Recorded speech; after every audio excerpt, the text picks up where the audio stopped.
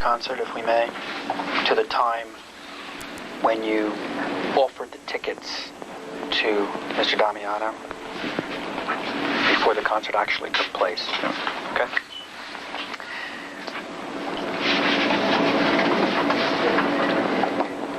During that point in time when you offered the tickets to him and before he actually went to the concert,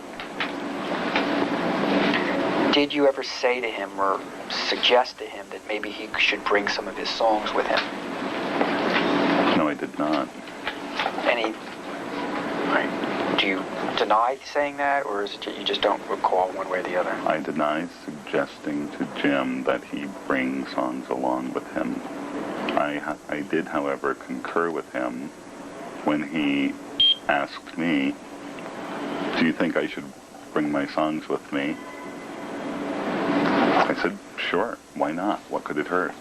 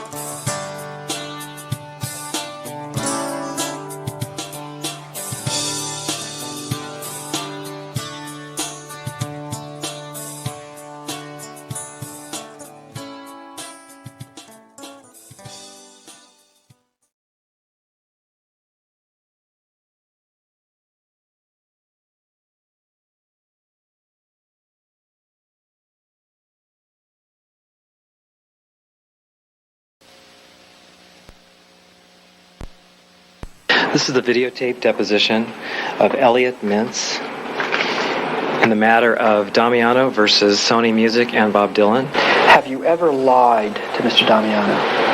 Yes.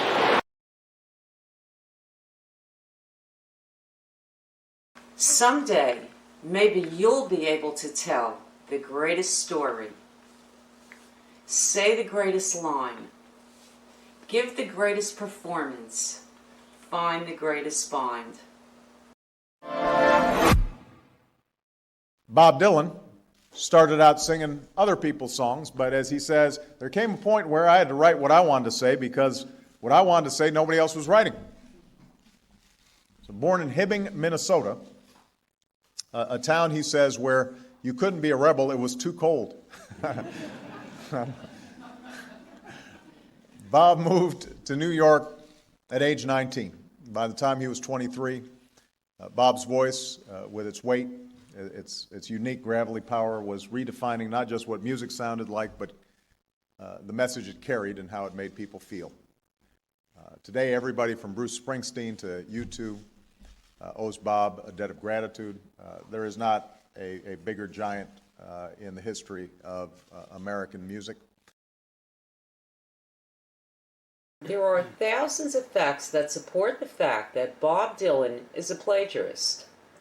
It would be impossible to cite all the details in a 2-hour movie.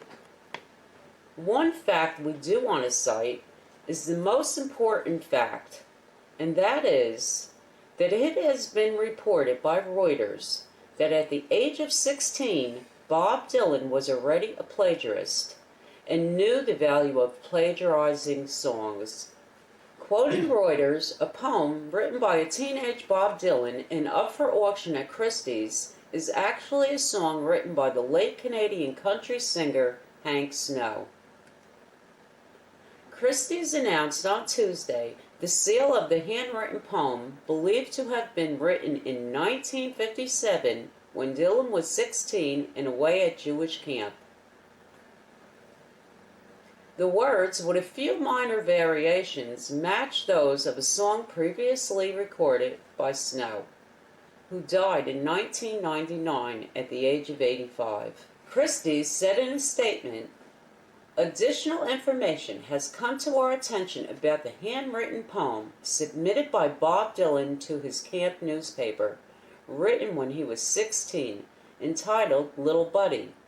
The words are in fact a revised version of lyrics of a Hank Snow song."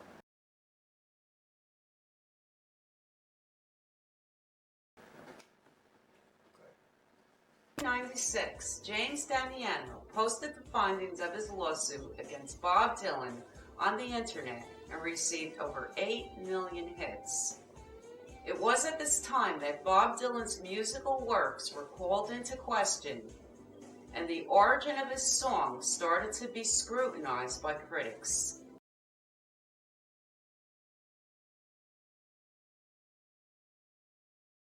His fans were astute in evaluating his duplicity concerning his material, and came to learn that 80% of the melodies and lyrical hooks of his songs were plagiarized. These songs included Blowin In The Wind, Like a Rolling Stone, The Times Are A-Changin', Hard Rain's Gonna Fall, Knocking on Heaven's Door, Read Me, and many more, including his Grammy-nominated hit, Dignity. Comments were being published, such as, quote, "I was watching a Pete Seeger documentary recently that featured his performance of I Dreamed I Saw Joe Hill Last Night, and I couldn't believe the similarity of the two lyrics. The phrasing and the cadence of these lines were exactly the same, except replacing St. Augustine for Joe Hill Last Night. I already knew Dylan writes this way. There are other more apparent examples of Dylan taking a phrase or sentence or song and reappropriating it for his own uses, such as rolling and tumbling off modern times. As this avalanche of evidence started to bury Dylan, he hid like a cornered weasel behind corrupt lawyer, judges, and journalists who covered up his massive affinity for plagiarism. The heat got so bad that he had to answer in some fashion. When asked what he thinks of people who charge him with plagiarizing songs, Dylan replied, "Wussies and pussies complain about that stuff." Bob Dylan is sick and tired of his critics. In an interview with Rolling Stone, the 71-year-old folk rock icon, who has just released his 35th studio album, addressed charges of plagiarism, calling his critics wussies and pussies for claiming he was stealing from the works of others. In 2006, the New York Times accused Dylan of borrowing from a Civil War-era poet on his Modern Times album, and the Wall Street Journal claimed Dylan's 2001 record Love and Theft had very similar phrasing to a 1995 biography of a Japanese mobster. Dylan claims that in folk and jazz, quotation is a rich and enriching tradition, And he compared the accusations to folk fans calling him Judas when he started to play the electric guitar on stage for the first time in the early 1960s. No doubt some will examine Dylan's latest album, Tempest, for its authenticity. But in his latest interview, Dylan has a few choice words for his harshest critics. They can rot in hell. Also, Dylan recently, in a Los Angeles Times interview, admitted to plagiarism by definition. In a 2004 interview with Robert Hilburn of the Los Angeles Times, Bob Dylan stated, "Well, you have to understand that I'm not a melodist. My songs are either based on old Protestant hymns or Carter family songs. What happens is, I'll take a song and simply start playing it in my head. That's the way I meditate. I wrote Blowin In The Wind in 10 minutes. Just put words to an old spiritual, probably something I learned from Carter family records. The times they are a-changing is probably from an old Scottish folk song. I'll be playing Bob Nolan's Tumbleweeds, for instance, in my head constantly, while talking to a person or sitting around, whatever. People will think they are talking to me, and I'm talking back, but I'm not. I'm listening to the song in my head. At a certain point, some of the words will change, and I'll start writing a song." End quote, Bob Dylan.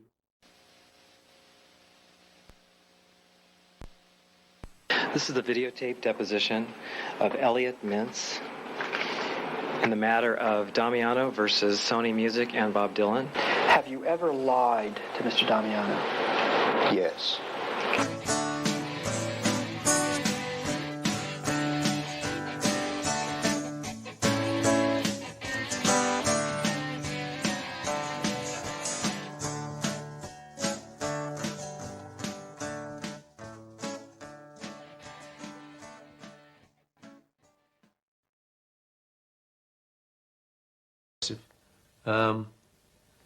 Yeah, we started to meet these people who'd really just been in newspapers and on film. You know, we actually were rubbing shoulders with them. For the times they are a-changing.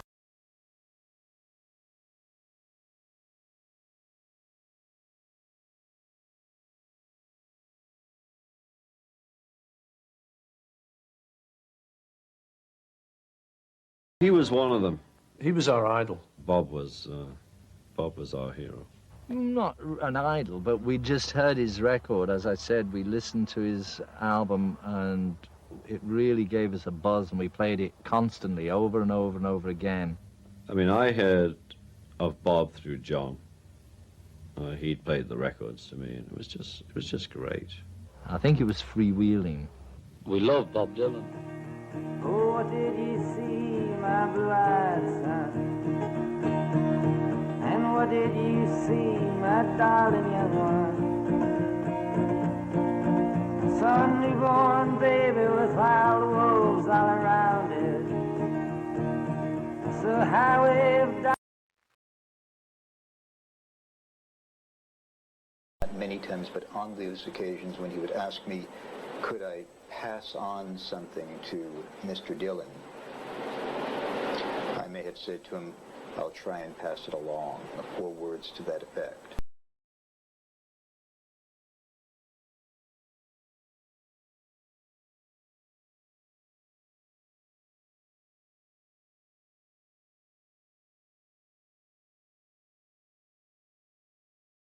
If the issue was my fingerprint on a Not piece yours. Somebody else's, sir, such as the defendant. that never crossed my mind. There would be no way that the defendant's fingerprint could ever appear on a piece of paper that came out of my fax machine and went directly into my file cabinet. Thank you. And would Mr. Dylan, on occasion, meet with Mr. Mintz in person? Well, yeah. The criticism that you've received for more or less leaving folk music for folk rock hasn't seemed to bother you very much. Do you think you'll stick with folk rock, or are you going on into more writing? I don't play folk rock. What would you call your music? I would call it,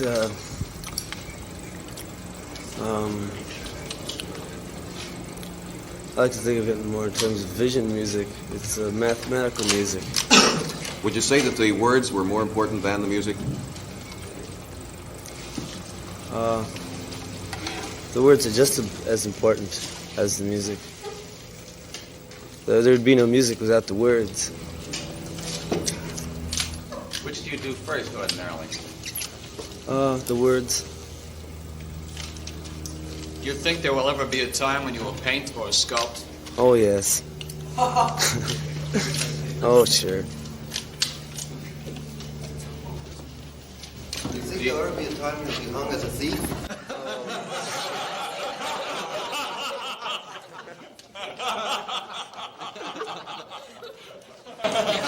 You weren't supposed to say that.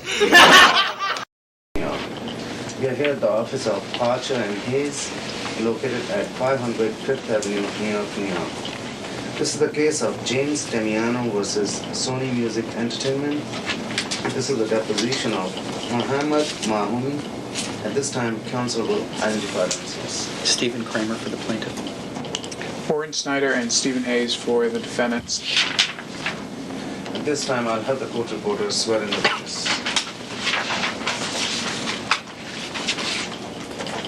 Would you raise your right hand, please, sir? Do you swear in the testimony you're about to give that you will tell the whole truth, so help you God? Yes.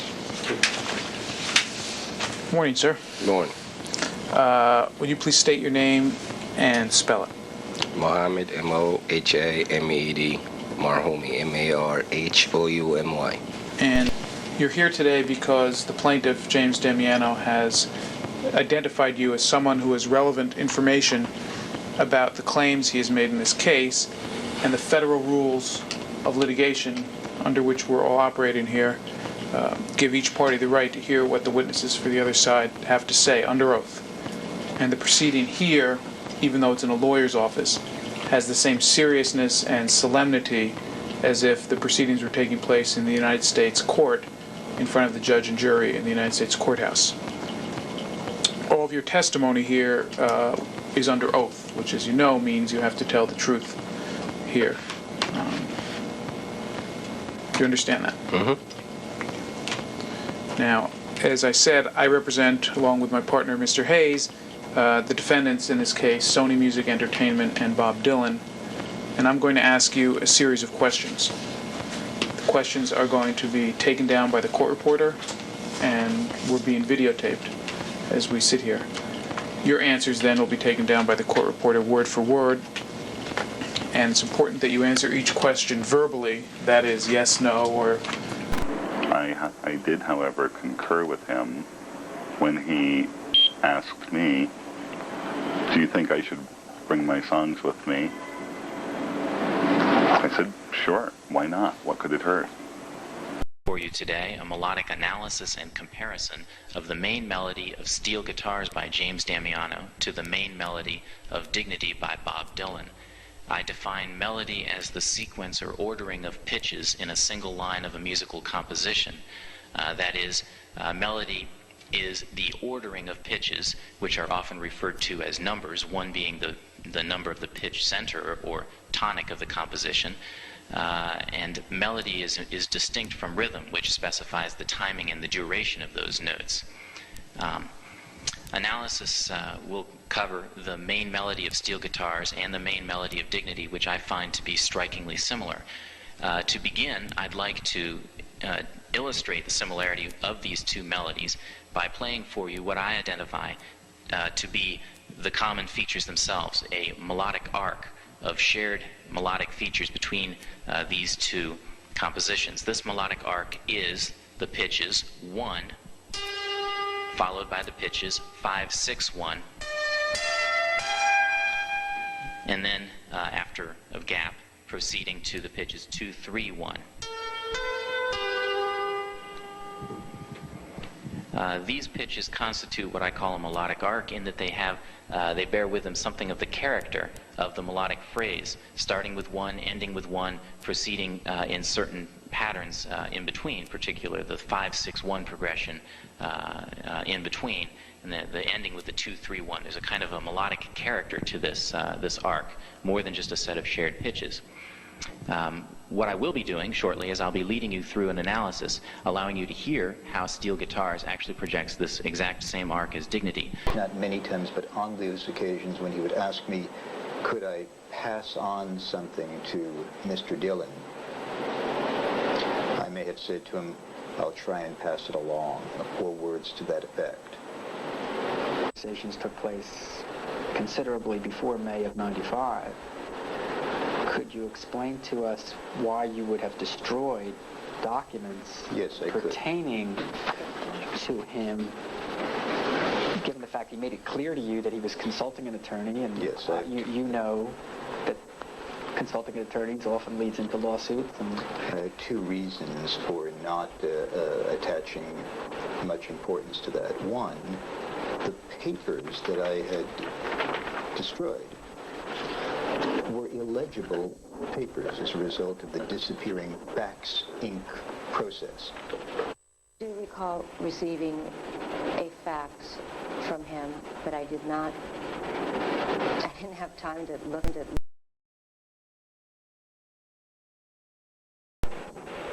Of Angela Capri in the matter of Damiano versus Sony Music and Bob Dylan. The plaintiff. Orrin Snyder and Stephen Hayes for Sony Music Entertainment and Bob Dylan. Mr. Capri, were you formerly employed by Mr. Mintz? Yes. Okay, and when was that?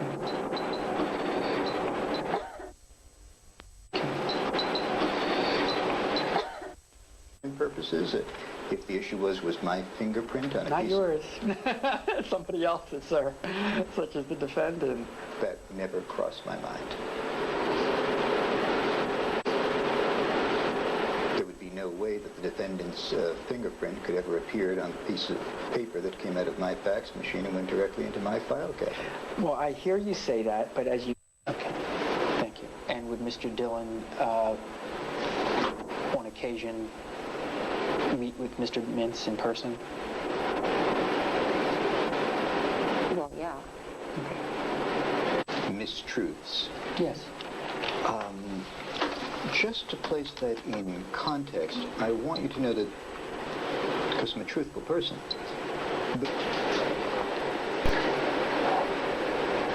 Do you recall ever giving Mr. Damiano your fax number? Yes. And when Mr. Dillon, how do you reach him? I phone him. At his home? If he's in Los Angeles, yes. If he's on the road, I try and locate him that way. Okay. Do you recall ever giving Mr. Damiano your fax number? Yes. Reach Mr. Dillon, how do you reach him? I phone him. At his home? If he's in Los Angeles, yes. Do you recall saying the following to Mr. Damiano, sir? Is there a page reference that you're reading? I have a 1/2 on it. Is there a Bates number? Bates number 144. Okay, let me just put that in front of the witness. Sure.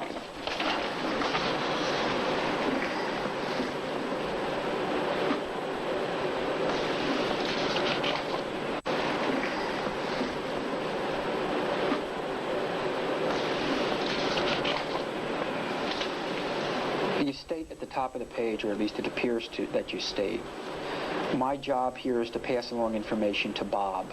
Do you recall saying that, sir? Looking at the top. Okay. And Bob, of course, is Bob Dylan? Yes. And then you say, which I think I have. Do you see that, sir? Yes. Did you say that? Yes. Okay. When you said that to Mr. Damiano, which I think I have, were you lying to him?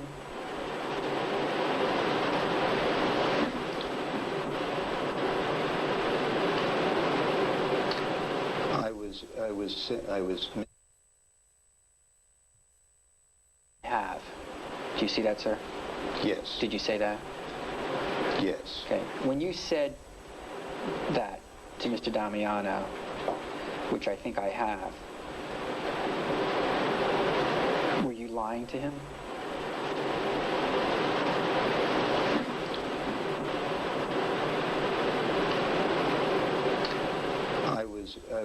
I was misstating the truth. Midway, you say, well, let's just put it in context. James Damiano says, you do remember about a year ago when I was at work, about a year and a half ago, when I was at work, and I asked you if you knew of anything. Remember, you said Bob Dylan had the songs in his suitcase and that he was going to read them. And the transcript states you said, no, I never said that. Then James Damiano says, you don't remember saying that? And then you say, no, I did not say that. I remember in our conversation, because I checked my notes, that you said you gave some songs to a bus driver who claims he put them on Bob's bus. Did you say those things? Did I say those things to Mr. Damiano? Yes. Yes. And when you say I checked my notes, were you lying? I was not speaking the truth, correct. Okay. Do you contend that he was delusional? Are you telling the jury that Mr. Damiano was delusional? Yes or no? I want the answer to that question, please, if you would be so kind. Yes or no? Was Mr. Damiano delusional?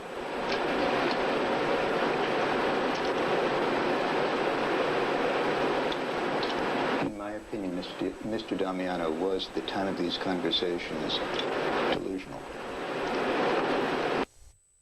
Under the subject of mistruths spoken to your client, during the course of these telephone conversations, he would frequently ask me to pass along information, ask questions about Bob, or to Bob about him. And I, in fact, told him that I would, and that I did.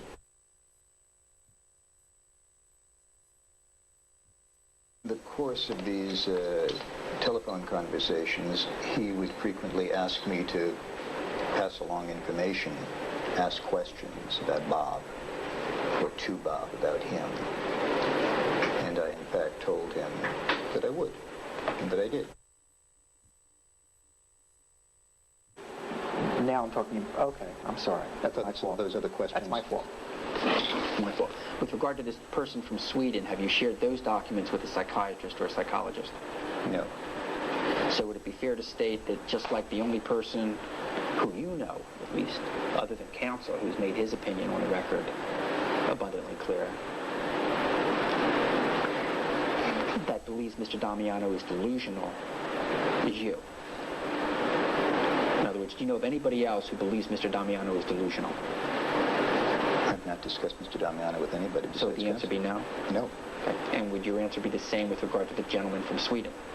Have you showed, I'll ask you the same series of questions, have you shown those documents to any psychiatrist or psychologist? No. Okay. And is there anyone else that you know of that shares your opinion that that person is delusional? I haven't shown it to anybody else. So the answer be no? Correct.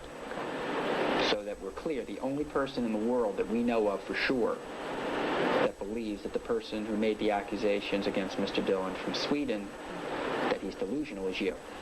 Correct? The only one we know of for sure. We don't know if there are other people, friends of his, who think the he's only delusional. one, right, we don't. We know. The only one we know for sure that believes he's delusional is you. Yes. And same with Mr. Damiano? Yes. Okay, and it's been established you have absolutely no training whatsoever in psychology or anything like that, correct? Well, under the subject anything like that, I would think that 16 years of analyzing these kinds of letters from these kinds of people would qualify me to render some evaluation under that category. Do you have any formal training, sir? In psychiatry? No. Psychology? No. Mental health? No, sir. Have you taken any seminars in psychology, psychiatry, or mental health? Have you written any any books about it? No, I have not. Okay, have you written any books about delusional people? I've never written a book. Have you written any articles about delusional people? No. And without naming this person in Sweden,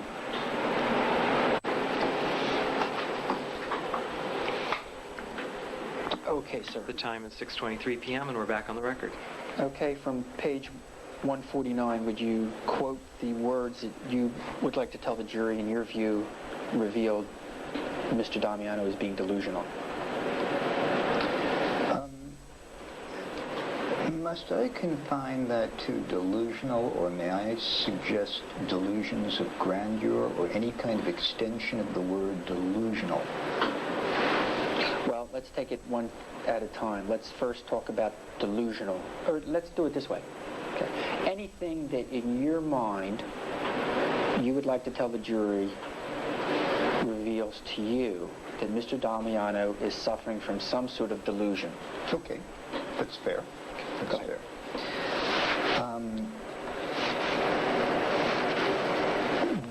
The following would support that hypothesis in my mind.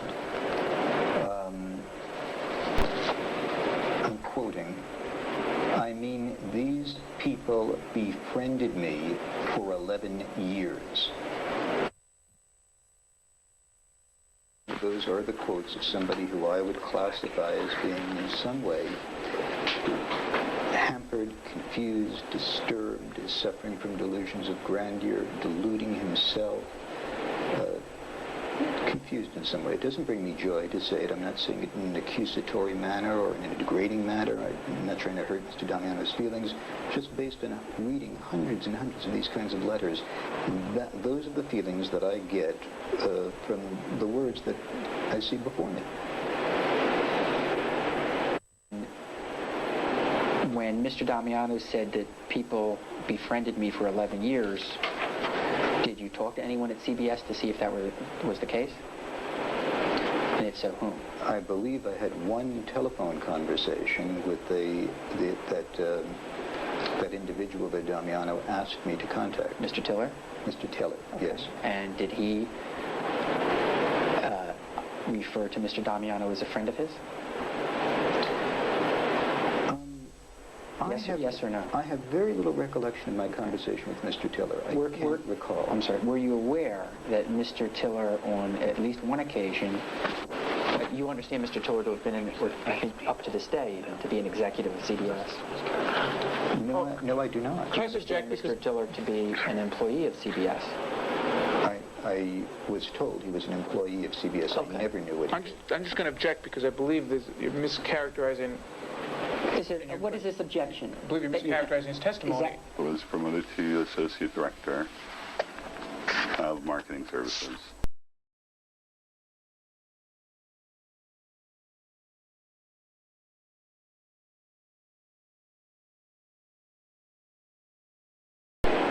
When Mr. Damiano said that people befriended me for 11 years, did you talk to anyone at CBS to see if that was the case?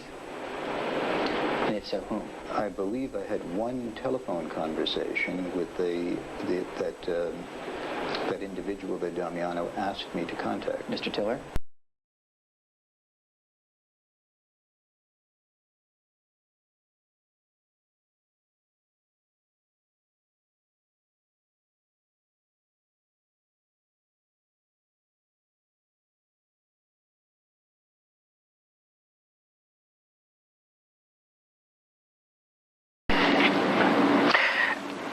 Let's go back to the Jones Beach concert, if we may, to the time when you offered the tickets to Mr. Damiano before the concert actually took place. Okay?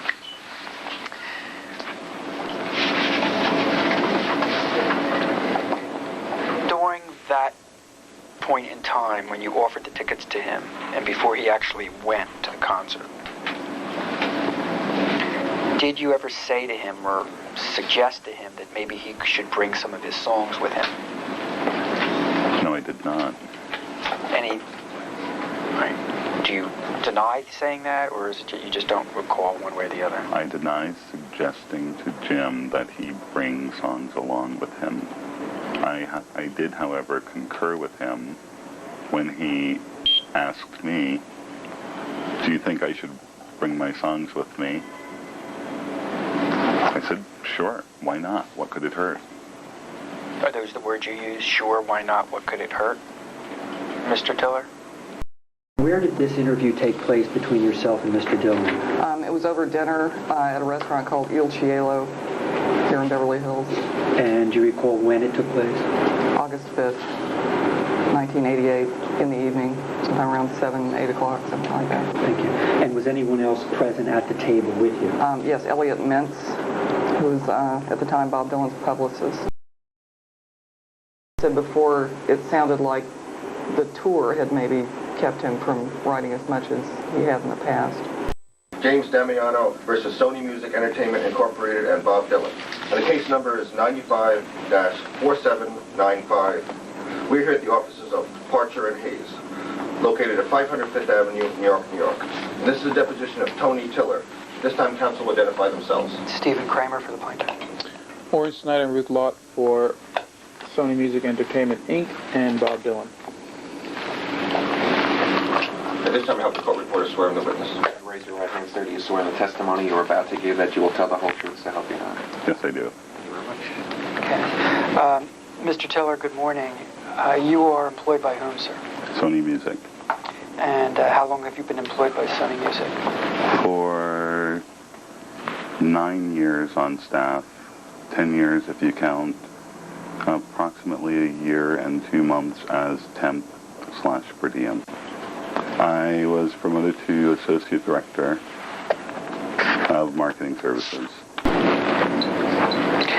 Did you ever have in your office any compilations of any sort of Mr. Damiano's songs that you kept on your bookshelf?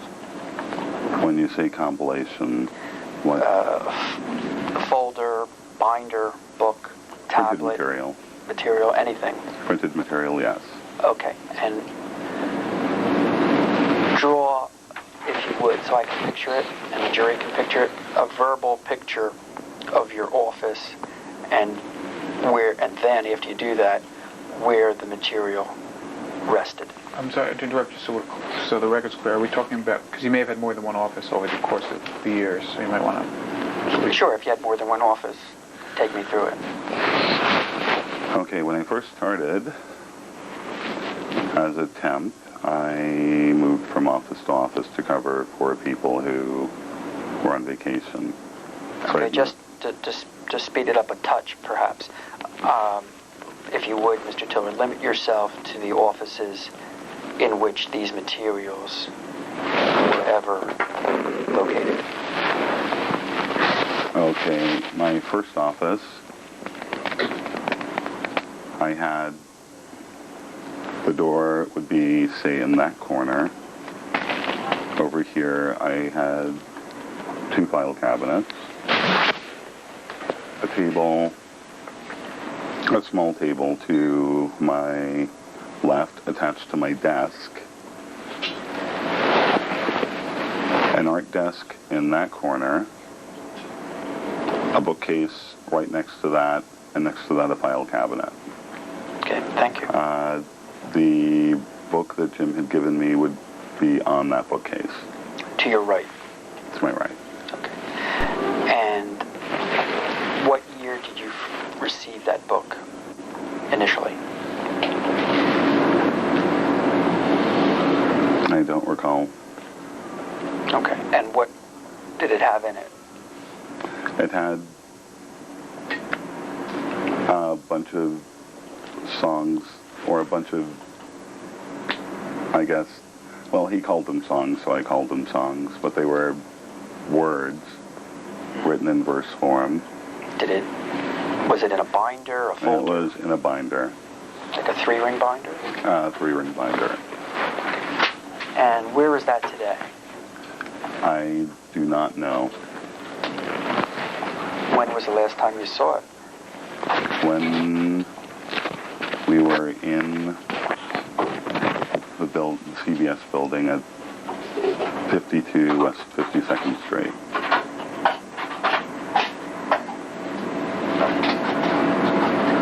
And you're telling us and the jury you don't know what happened to them, those materials of songs or words? No, I do not. Just disappeared? Well, when we moved from that building approximately 4 or 5 years ago, as I explained to Jim, we were to pack our own desks. We were pressed to work until the day we moved, pretty much. And the movers came in and packed everything else. There were things that were left behind.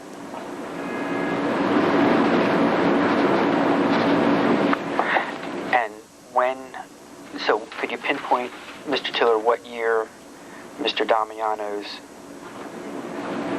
book of songs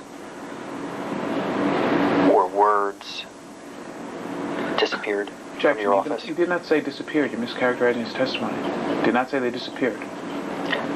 So Well, if you mischaracterize the testimony... Oh, that's an exception to our stipulation? So that means during Mr. Mintz's deposition, every time you...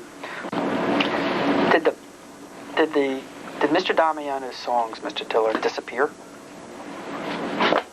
Could I have you rephrase that? Sure.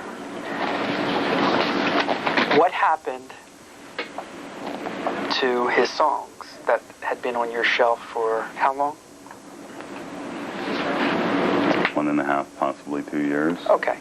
The songs or that binder without... That binder disappeared, did it not? They were left in the building when we moved. And did you ever go back to retrieve it or to ask where it was? No, I did not. There were... And is that building still owned by CBS? Yes, it is. Okay. And that's CBS's headquarters, yes? Yeah. And all we know now, and all the jury knows now, is that you don't have it, correct? That is correct. And Sony does not have it, to your knowledge. Sony does not have it. Right. And if we went to your office today, where your office used to be on 52nd Street, did that? No, I did not. And all we know now, and all the jury knows now, is that you don't have it, correct? That is correct. And Sony does not have it, to your knowledge. Sony does not have it. Right. And if we went to your office today, where your office used to be on 52nd Street, at CBS's headquarters, did you ever tell Mr. Damiano that his materials had been lost, or left behind, or disappeared? Yes, I did. What did he say? I can't recall exactly what he said.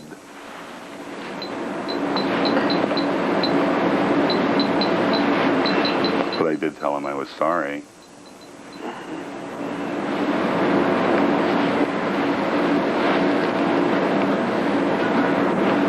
Counsel, this is the second witness in a row, literally, who received materials from the plaintiff comprising one or more of his songs, where the materials have disappeared, whether you want to use the word disappeared, lost, destroyed, evaporated, whatever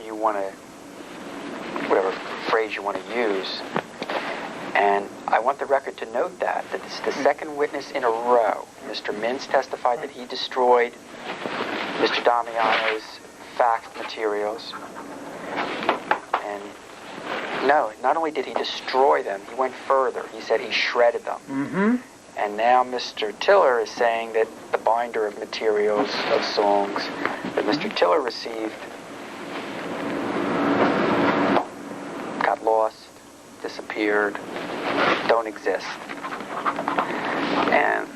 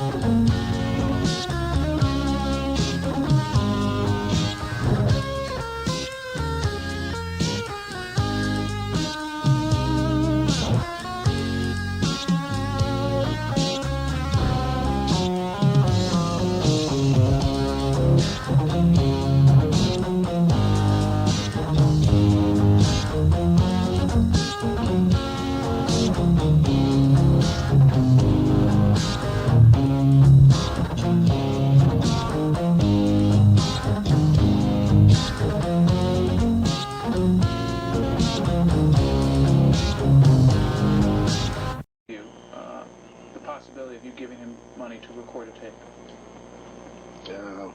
I would say a couple of weeks before the meeting with Anthony. And he approached you, is that correct? Yeah. And what did he tell you about what he hoped would happen as a result of your investment? Well, basically, there was that one song that he really liked a lot, which is My Cousin Joanne, and we just believed that would be a big hit. That if somebody like Bob Dylan would sing that song, that would be like a big hit. And that was, that's what got me interested. And then your wife told you that, yes, Mom, in fact, Bob Dylan is a big superstar. Yes. Gentlemen, could you possibly speak one at a time? Okay. So we don't have to do this twice.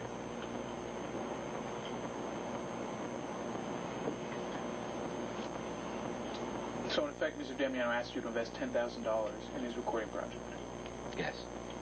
If you knew right now that Mr. Damiano had a $200,000 CD and was living high in the hog, you'd call him up and you'd say, from what I remember, what about my $10,000? Correct? If he didn't give it to me. But from what I remember about Jim, if he has the money, he will give it to me. And in fact, the $10,000 investment, which you made in 1987, if you compound interest and do all, and when he told you that nothing was being done, is it fair to say that you became, at times, somewhat annoyed at the situation? Yeah, I wasn't happy about it. And what, if anything, did you say to Mr. Damiano about the failure of him to turn that investment into any profit for you? I didn't make a case of it. All I remember is just talking to Jim Damiano about it. Just stay with it. Just don't give up. Keep trying. That's things of that nature, In my mind, you gotta understand, I didn't see Jim doing anything wrong. I think he produced a good record. I liked it. My wife liked it. It was a good music. I still got a few tapes. I know I gave some to my friends, and everybody liked it. We did nothing wrong as far as that. The bad part of it is that I'm the one that spent the money on it, and I didn't get anything back. But I was convinced that this was a good decision, and at the same time that the tape came out very good. So he didn't do anything wrong. I wasn't mad at him. I was mad at myself. Well, sir, you said you didn't believe him and his claims about Bob Dylan, listening to his music when you were in the car dealership before your meeting with Tony Tiller. Yes. That was your testimony, correct? Yes. After the meeting, and after it became clear that your $10,000 was going down the drain, isn't it fair to say that your feelings of disbelief began to reemerge? Not after the meeting, after the tape, after 2-3 weeks after the tape was done. After the meeting, I was very excited. We're going to get to the meeting in a minute and your excitement. I'm now taking you after this meeting. There came a time when it was clear that your $10,000 investment was going down the drain. That sunk in. You got your American Express Platinum bill. Mm-hmm. Wham! $10,000. You have to pay it all at once. So every month you're reminded about this $10,000 investment that had gone down the drain. And my question to you, sir, is... Was that a question, or was that just a color commentary about every month? Is that correct? Well, not me, maybe my wife. She pays the bills, but I just put it out of my mind. But yes, I could see what you're saying, though, but it wasn't me personally. I don't see. You were aware, sir, month to month, that you had to pay the interest or whatever it is on the $10,000? Yes, I was. And my question to you, sir, is that after those 3 weeks, and after you started paying monthly the $10,000, your feelings of disbelief about Mr. Damiano's claims of having some connection to Bob Dylan began to resurface. Are you asking him that? Or I'm asking him. Okay, well, if you want an answer for that, I'll give you an answer. I don't think that Jim was the one that give me that disbelief. It was Anthony. I think Jim was just maybe lied to like I was. That's how I perceived it. I took him for a victim just as much as myself. Okay, if there was no connections to Mr. Dylan, it wasn't because of what he said to me. it was because of what Anthony said to me. Okay, I understand that, and we'll get to that in a minute. I'm not asking about, well, not asking about Mad now. I'm asking about not believing, not because Mr. Damiano was lying to you or not lying to you, but not believing the claim that Mr. Damiano had some connection to Bob Dylan. My question to you, sir, is whether after those 3 weeks, those feelings of disbelief resurfaced. Yes, it did resurface.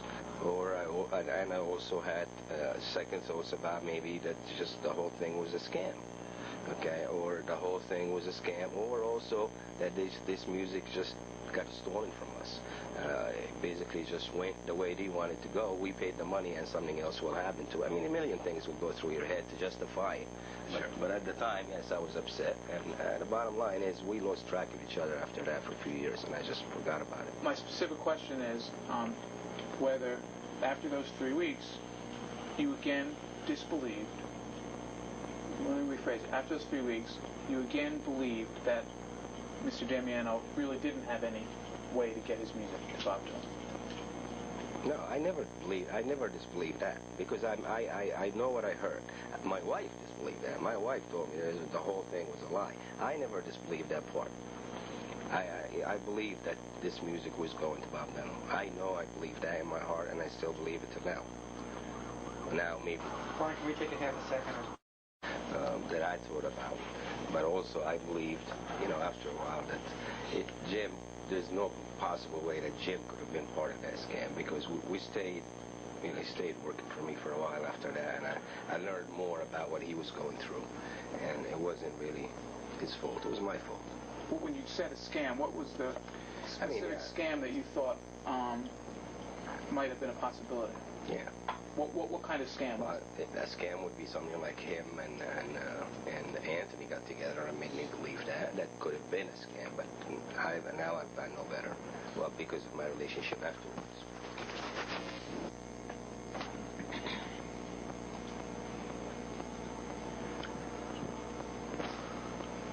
Sir, so the scam that you thought might be a possibility is that Mr. Damiano wanting your 10 grand and got together with Mr. Tiller to lie to you about alleged connections with Bob Dylan to get you to invest the $10,000.